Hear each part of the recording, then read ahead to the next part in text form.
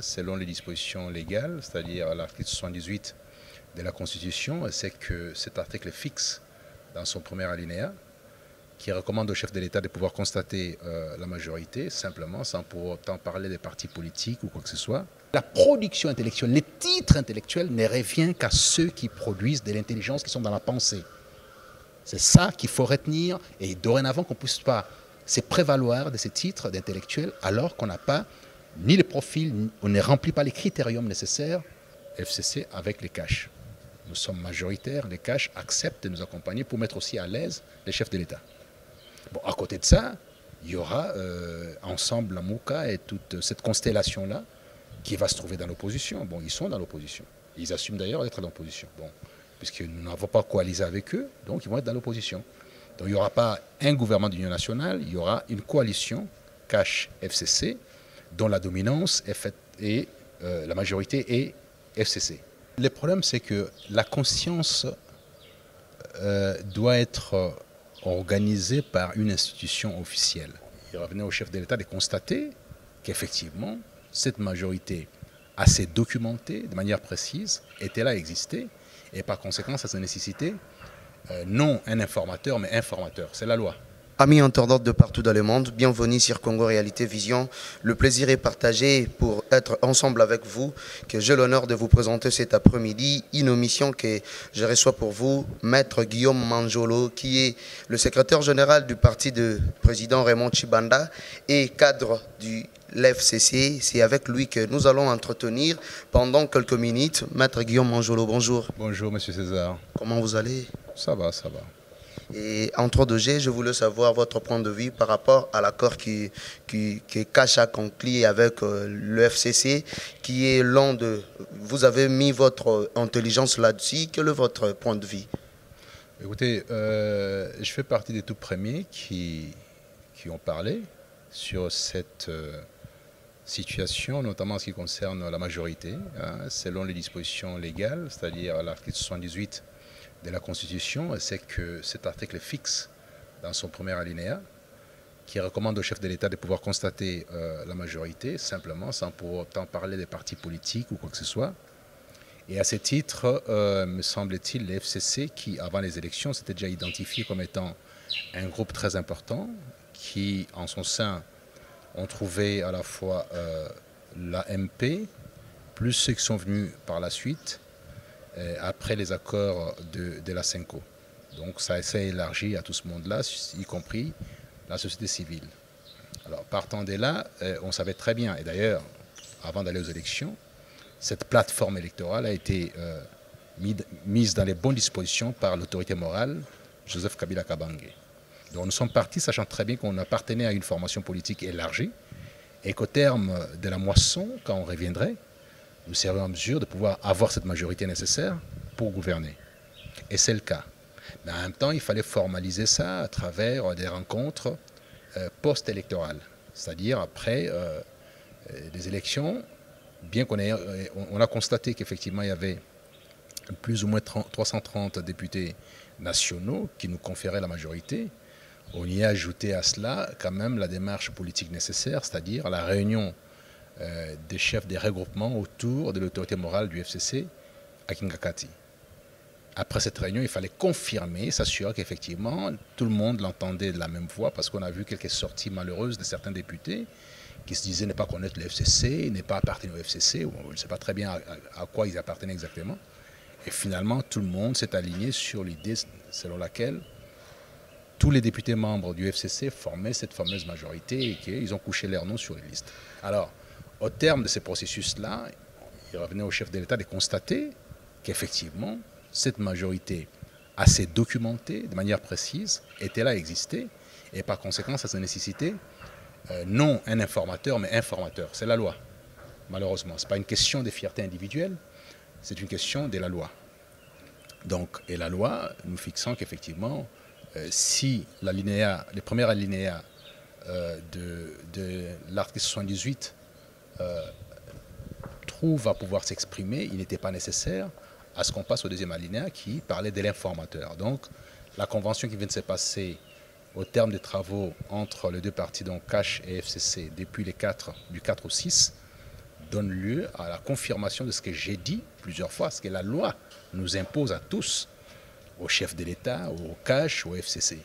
Donc, il s'avère simplement que c'est confirmé. Aujourd'hui, la majorité est identifiée de manière précise et que cette majorité-là, c'est au sein de cette majorité qu'on va avoir le Premier ministre, dont le formateur est le Premier ministre. Et en même temps, l'option qui a été élevée par les deux partis, c'est d'avoir une coalition plutôt qu'une cohabitation, qui ne sera pas une bonne chose pour la République. Donc la coalition est meilleure pour la République et je suis content de cette issue-là. Aujourd'hui, vous avez la majorité parlementaire et le Premier ministre, on doit le dire que non, le Premier ministre sera de l'FCC. Et est-ce que ça va marcher de même parce que le président de la République pense que cet gouvernement sera un gouvernement de l'Union nationale. Ça va répondre à ces préoccupations. Tout à fait, on n'aura pas. Vous savez, le principe de gestion de la République ne doit pas se limiter à ce type de formule Union nationale qui répond à un certain nombre de critères, notamment les engagements pris dans le cadre d'un dialogue et tout ça. Ici, on a identifié effectivement qu'il y a le CACH qui normalement devait se trouver dans l'opposition au niveau de l'Assemblée nationale. Mais les besoins de coaliser pour pouvoir aller dans le bon sens, d'éviter la cohabitation, nous a permis de pouvoir dire effectivement que nous irons FCC avec les CACH. Nous sommes majoritaires, les CACH acceptent de nous accompagner pour mettre aussi à l'aise les chefs de l'État. Bon, à côté de ça, il y aura ensemble la Mouka et toute cette constellation-là qui va se trouver dans l'opposition. Bon, ils sont dans l'opposition. Ils assument d'ailleurs d'être dans l'opposition. Bon, puisque nous n'avons pas coalisé avec eux, donc ils vont être dans l'opposition. Donc il n'y aura pas un gouvernement d'union nationale, il y aura une coalition CACH-FCC dont la dominance est faite et la majorité est FCC. Donc c'est sur ces fondements-là que les pays sera géré. Donc le gouvernement est géré par la photographie de l'Assemblée nationale et les dispositions qui donnent l'autorité au chef de l'État pour les prérogatives qui sont les siennes partent de l'article 74 à l'article 89 de la Constitution. Et là-dedans, il n'y a pas un élément de gouvernance de manière individuelle ou de programmation de comment il faut gérer le pays de manière qui revienne au chef de l'État. Mais c'est simplement à partir de l'article 90 et 91 qu'on découvre qu'effectivement il y a une collaboration. Quand on parle du gouvernement dans la Constitution, il y a une collaboration entre le chef de l'État et les gouvernements. Et le gouvernement, c'est lui qui a l'autorité de pouvoir gérer au quotidien, qui répond devant le peuple, c'est-à-dire devant l'Assemblée nationale, ainsi constituée après l'élection. Il s'agit de ça. Donc, les chefs de l'État, ces préoccupations sont rencontrées dans le cadre de la loi, j'insiste de nouveau, de l'article 74 de la Constitution à l'article 89 de la Constitution. Toutes les prérogatives du chef de l'État sont là-dedans. Il ne s'agit pas de gouverner, il s'agit des prérogatives qui lui sont propres. Mais gouverner revient principalement au gouvernement, mais en concertation avec les chefs de l'État. Donc on doit sortir un peu de l'idée qu'on se faisait de la gestion du pays par l'omnipotence d'une personne, ce qu'on a refusé à Sun City. Maintenant, si vous n'êtes pas le chef de la majorité au sens de la Constitution, vous devez composer avec les autres, mais vous n'avez pas imposé votre loi parce que vous n'êtes pas le chef de la majorité. Joseph Kabila a eu beaucoup de chance d'avoir été chef de la majorité en 2006 et en 2011. Bon, maintenant, la formule est différente, mais c'est prévu, la loi prévoit les modalités pratiques pour sa mise en exécution. Oui, aujourd'hui, nous voyons le député provinciaux marchant de leur voix par rapport aux élections de sénateurs et de gouverneurs. Je ne sais pas si vous avez suivi le président de la République. Selon lui, il pensait que l'élection de gouverneurs et de sénateurs, que les députés puissent réfléchir en sorte que non, ces élections soient des élections directes. Je ne sais pas si votre préoccupation par rapport à cela. Non, je suis d'accord avec ça, je suis d'accord avec la formule que propose les chefs de l'État par rapport à ça. Je suis tout à fait d'accord avec ça. Mais simplement, moi, je vais beaucoup plus loin. Je pars du principe que les gouverneurs d'origine, ce n'est pas conforme à l'esprit républicain. ne peut être gouverneur que c'est lui qui est d'origine de la province. Ce n'est pas normal déjà à la base. Et ces mécanismes avec les assemblées provinciales ne produisent rien. D'ailleurs, la plupart d'entre ces assemblées nationales ont été source de problèmes et beaucoup ont été neutralisés. Bon, il y a des mécanismes à mettre en place, mais moi je suis plutôt d'avis qu'on puisse revenir à l'ancien système où on nommait les gouverneurs et qui devaient répondre directement devant l'exécutif national. Et les contrôles se feraient à ce niveau-là. Bon, maintenant, si on peut aller à l'élection des gouverneurs directs et des sénateurs directs, bon, si c'est le moindre mal, mais en même temps, avons-nous le moyen d'avoir une démocratie aussi élargie à tout, alors que, bon, on a d'autres préoccupations. Je pense qu'on a besoin de faire de très grandes réformes structurelles et institutionnelles dans les 5 ans à venir ici. Je suis d'avis qu'on doit sortir de toutes ces élections, les unes sur les autres, tout ça, finalement, on ne s'en sort pas.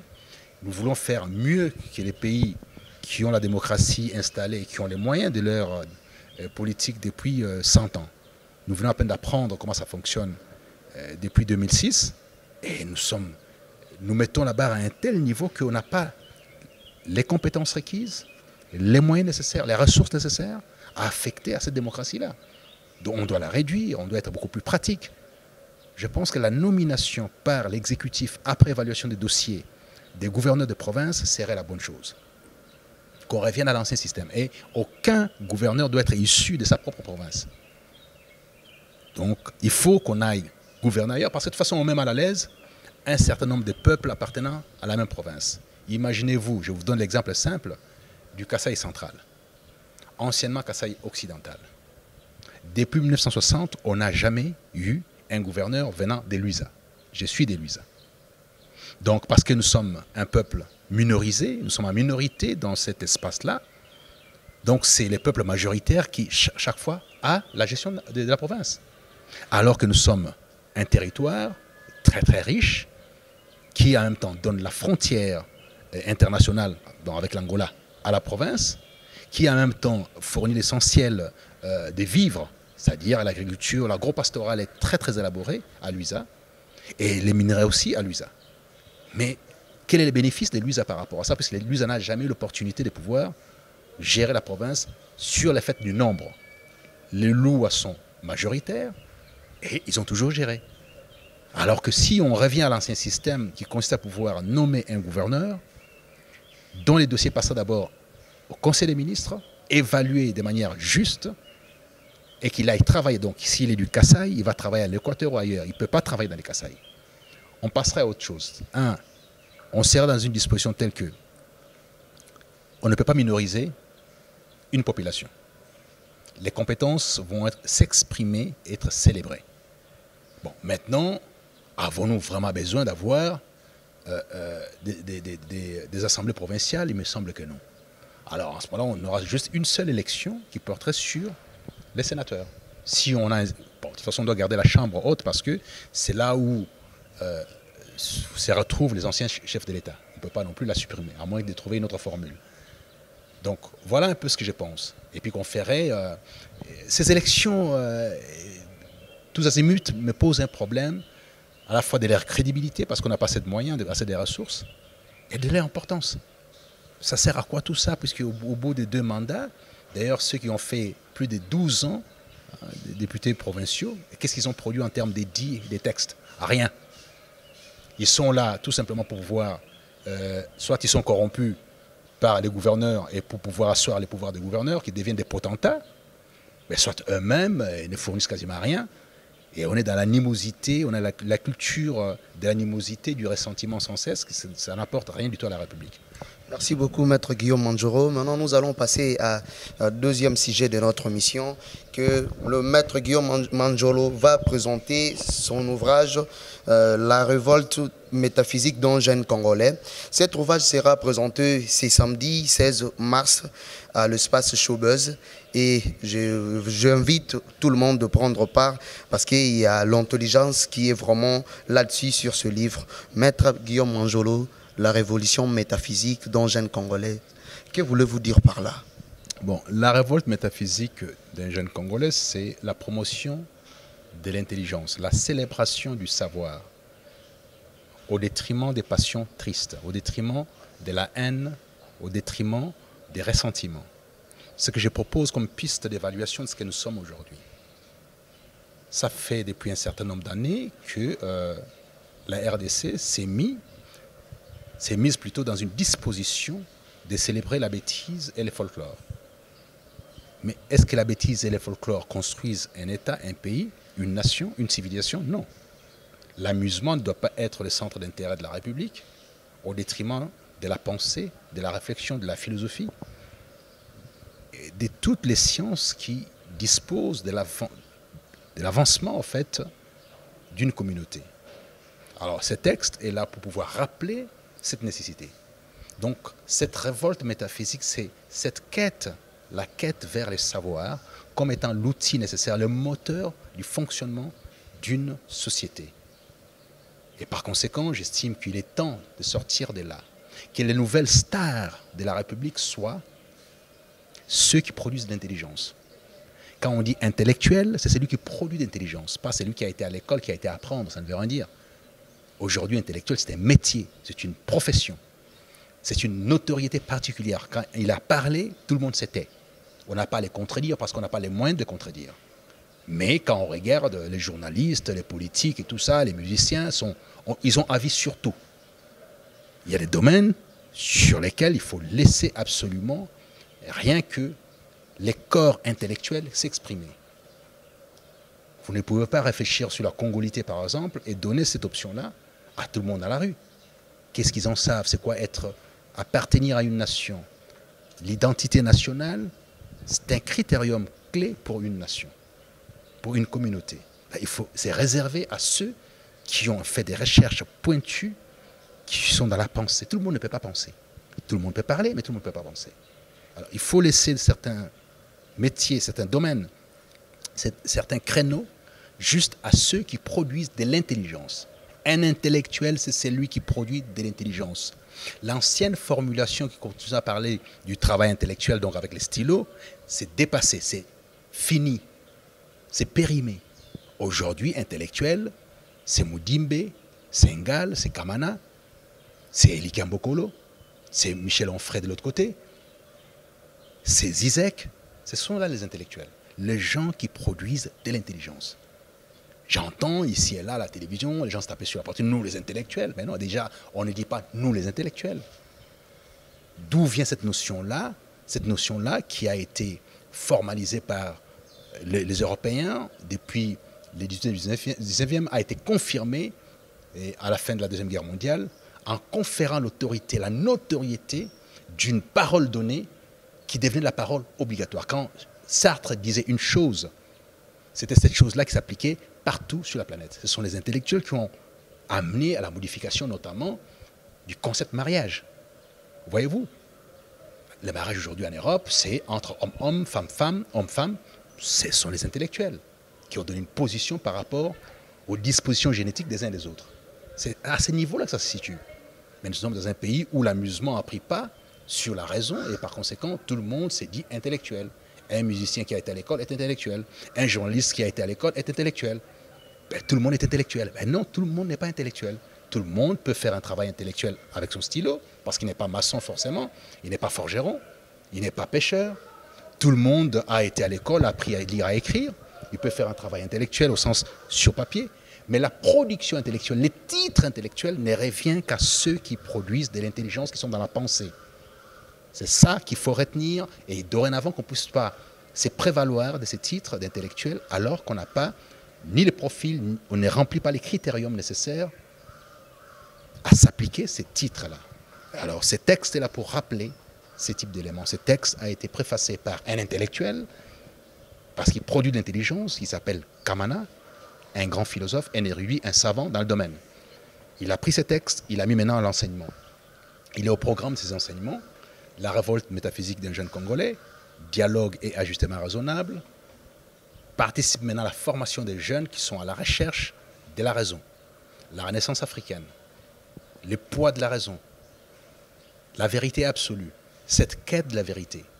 Ce texte est né d'une quête de la vérité profonde. Et voilà, aujourd'hui, ça donne lieu à une discussion entre intellectuels. Ceux qui produisent sont d'accord avec ce que je dis là-dedans. Mais ceux qui ne produisent pas, peut-être ils ne comprendront pas. C'est pour ça que j'appelle la jeunesse à venir le samedi 16 mars au Showbuzz pour entendre, parce qu'il y aura sur le plateau Kamana qui sera là pour m'accompagner dans la présentation, puisque c'est lui le préfacier, et qu'on verra qu'effectivement on doit déplacer les curseurs de l'intelligence. L'idée ici, ou l'idéal serait que d'ici peut-être cette législature, on puisse avoir un grand ministère de la culture. Les ministères de la culture, ce n'est pas le ministère des musiciens. Ce n'est pas un syndicat des musiciens. C'est un ministère qui doit devoir promouvoir l'intelligence, les savoirs. Donc, les tout premiers des ministres de la culture connus en tant que tels au niveau de la planète a été notamment André Malraux, un grand écrivain. Vous ne voyez pas Malraux en train de faire la promotion de Johnny Hallyday. Ce n'est pas son travail. Il y a des mécènes, il y a des gens qui doivent faire ça. Le ministre est là pour pouvoir non seulement évaluer les secteurs, canaliser le secteur, l'organiser, l'encadrer. Mais son travail avant tout, la promotion du savoir de son pays, les lustres français, les intellectuels français, la production des Derrida, des Sartre, des anciens, tout ça qui était des Voltaire et autres, de Hugo. Il faut réveiller tout ça, donner corps à ces éléments-là. Donc c'est lui qui sera dorénavant ou qui viendra comme ministre de la Culture. On va lui mettre la pression pour ça. Oui, Maître Guillaume Anjolo, pourquoi ne pas organiser de séminaires, de conférences pour être en contact avec les jeunes étudiants, les élèves, pour leur démontrer tout ce qui est là-dedans? Parce que nous avons un problème dans ce pays où beaucoup de choses très utiles comme celle-ci, les gens vraiment ne se donnent pas pour ça. Pourquoi ne pas organiser des conférences, de séminaires avec les jeunes pour leur exposer cette matière? Mais vous savez, le problème, c'est que la conscience doit être organisée par une institution officielle. Il est vrai qu'à notre niveau, des petits îlots de réflexion, de la résistance par rapport à l'obsolescence de la société, fait qu'on aurait des petites choses. Mais ce n'est pas suffisant. Si c'est institué de manière officielle, ça pourrait marcher. Parce que les gens sont habitués à autre chose. Les gens auront difficile à dépenser 10 $ pour aller écouter une conférence ou acheter un livre, mais ils mettront ces 10 $ là dans la boisson. Ils auront difficile à pouvoir aller modifier leur façon de pouvoir agir en rigueur d'une pensée politique et philosophique élaborée, mais ils iront plutôt aller accompagner un musicien qui est là dans l'insulte et d'ailleurs lui donner l'argent. C'est-à-dire, il s'est dit pauvre, mais il demande au musicien qui est sur le plateau de citer son nom, de sorte à ce qu'il lui donne l'argent de plus. Donc il a une notoriété des 30 secondes, lui suffit pour dépenser tout ce qu'il a eu à engranger comme misère. Ils vivent déjà dans la misère. Ils luttent pour, de manière informelle d'ailleurs, pour accéder à un peu de moyens. Mais ces moyens-là, pour pouvoir s'autosuffire d'une certaine arrogance et gonfler d'une reconnaissance des autres, il va les donner à un musicien pour citer son nom. Voyez-vous, donc cette société qui est complètement en déliquescence, en obsolescence, comme disais, enfin, je reprends les termes ici de Gunther Anders, qui est un magnifique écrivain qui a parlé de l'obsolescence de l'homme, et la société congolaise se trouve là-dedans, pose un problème. C'est-à-dire, si on met côte à côte un concert d'un musicien renommé, et on met Kamana à côté ou Manjolo à côté pour présenter la situation, tout le monde ira au concert. Ils n'iront pas là-bas. Or, au concert, c'est l'amusement instantané, et là-bas, c'est la nourriture pour la vie. Voyez-vous, on préfère aller dépenser tout ce qu'on a pour le concert, boire et danser, mais aller apprendre, connaître, savoir pour avancer, pour construire son existence, ça n'a aucun intérêt. Si ici, on fait une émission avec quelqu'un pour parler de la femme des X, Y et tout ça qui aurait trompé Tartampion ou Dupont, ben, il y aura un buzz, tout le monde va regarder, il faut aller regarder là-bas, on est en train de suivre telle personne par rapport à sa femme. Mais si maintenant, on ne parle que de la pensée, de la connaissance, du savoir qui construit un État, ben, il n'y a personne qui va regarder ça. Donc nous avons construit une société qui aujourd'hui ne consomme que la bêtise. Nous avons construit une société qui fait le commerce de l'hilarité, du sarcasme, du ressentiment, de la haine. Mais cette société-là doit disparaître. Mais elle ne peut disparaître qu'avec la construction d'une institution très solide qu'on appelle les ministères de la culture, et on y ajouterait et identité nationale. Donc c'est à ces prix-là, à cette réforme-là, qu'il faut absolument s'y coller de sorte à ce qu'on change les choses. Ne pensez pas qu'il suffit de déverser l'argent dans les universités pour que ça suffise. Non, ça ne suffit pas. Il faut d'abord un corpus des règles, un changement de mentalité, mais en ramenant les gens vers une vérité qui est la leur. C'est quoi être congolais? En ce moment-là, on respecte certaines règles, on s'oriente vers sa gestion utile et sa vraie participation dans la société. Donc, la promotion, la célébration de l'intelligence avant toute autre chose. Et le samedi 16, ça sera une journée porte ouverte ou comment ça va se passer pour que les gens puissent y accéder? Après ce que j'ai dit par rapport au concert au reste, vous pensez très bien que si vous mettez un droit d'entrée, personne ne viendra. Non, l'entrée est gratuite. Bon, les livres, ces jours-là, sera à 10 $, mais il n'y en a pas beaucoup pour l'instant, ce qui fait qu'il y en a plusieurs commandes déjà. Et ceux qui se sentent investis d'une mission salvatrice de la République, c'est-à-dire accompagner un écrivain, ceux qui souscrivent à cette idée-là, qui peuvent faire les mécénats immédiats, c'est-à-dire, au lieu d'acheter à 10 $, mettre par exemple 200 ou 500 $ ou 1000 $. Parce que quand on monte sur la piste, on donne à un musicien 1000 $ pour se prévaloir. Mais ici, quand on donne 1000 $, ça nous permet de produire un peu plus de livres, mettre ça à la disposition de la population, des jeunes gens qui ont envie d'apprendre. Voyez-vous? Donc, l'entrée est libre.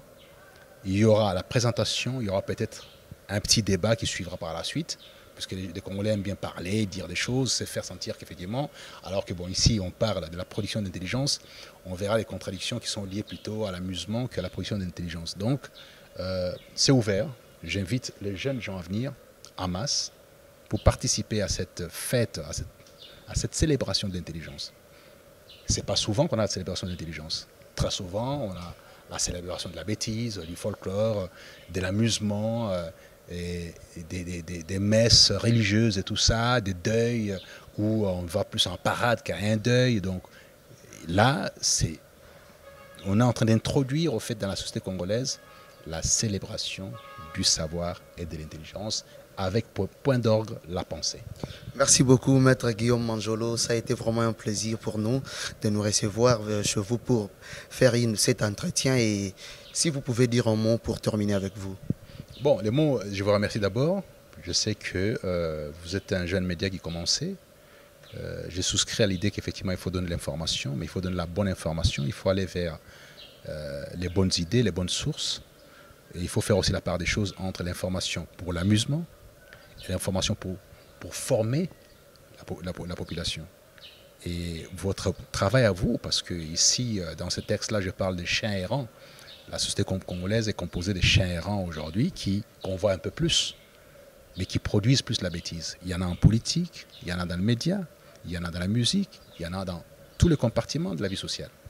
Donc, soyez parmi ceux qui sortent au fait de cette étiquette des chiens errants. L'errance canine en RDC doit s'arrêter. Et merci à ceux qui viendront.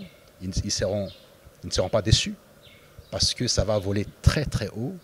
Dans la salle, il y aura les Likambokolo, un certain nombre de professeurs d'université des renommées internationales. Et Kamana lui-même sera là, moi-même je serai là. Et les Freddy Moulumba, il y aura de l'intelligence qui va flotter dans la salle. Et c'est rare qu'on ait ce type d'opportunité à Kinshasa. C'est une occasion unique. Peut-être le début de nouvelles occasions qui viendront par la suite. Tout dépendra de comment ça se passera aussi. Merci beaucoup, Maître Guillaume Manjolo. Merci à vous. Merci, très chers internautes. Tout au bien qui finit bien. Nous voici arrivés à la fin de notre entretien. Quant à moi, je vous dis merci. Continuez toujours à s'abonner sur notre chaîne. Vous ne serez jamais en dessus. Et on se retrouve à la prochaine numéro. Ciao.